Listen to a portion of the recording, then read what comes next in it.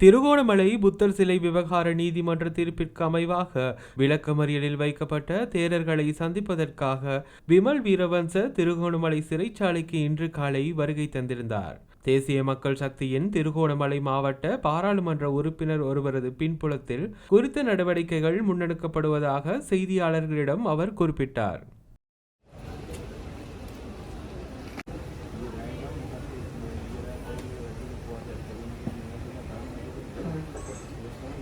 Nanti nih gua angkat ini, nikmat ini.